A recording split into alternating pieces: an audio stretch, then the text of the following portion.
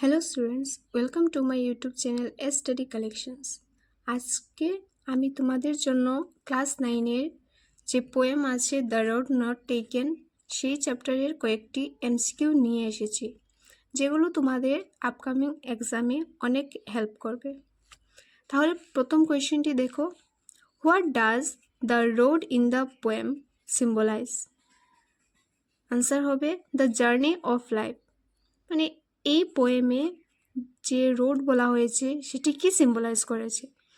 সেটি সিম্বলাইজ করেছে the journey of life, আমাদের লাইফের যে জার্নি আছে সেটিকেই সিম্বলাইজ করেছে।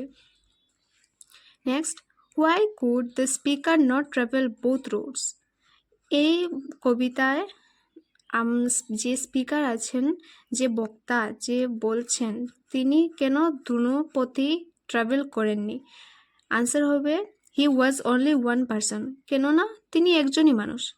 যদি একজনই মানুষ থাকে তবে তোমরা জানো যে সে একই পথে যেতে পারবে, সে কখনো দুনো পথে একসাথে যেতে পারবে না।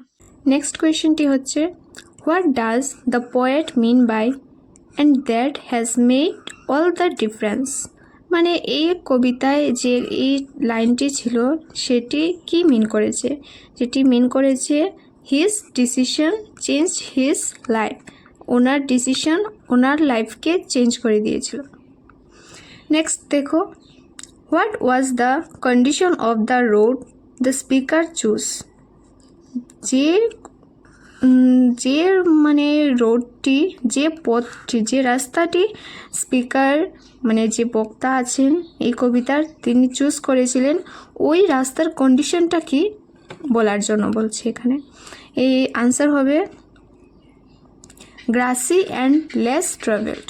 মানে ওই রাস্তাটি কি ছিল? গ্রাসি মানে ঘাসযুক্ত ছিল এবং কম যাতায়াত করা হয়েছিল সেখানে। নেক্সট কোয়েশ্চেনটি দেখো, what season is described in the poem? এই পোয়েমে দ্য রোড নট টেকেন, এই পোয়েমে কোন সিজনকে ডেসক্রাইব করা হয়েছে? মানে কোন কাল ছিল এখানে? কোন কাল আছে? অটম। সেই সিজনটা ছিল এই পোয়েমে অটম সিজন। নেক্সট কোয়েশ্চেনটি দেখো, how does the speaker feel about his choice later in life? তিনি বলছেন উনি যে চয়েসটি করেছিলেন, যে রাস্তাটি বেছে নিয়েছিলেন, তিনি ফিউচারে গিয়ে মানে কি ফিল করেছেন এই বিষয়ে।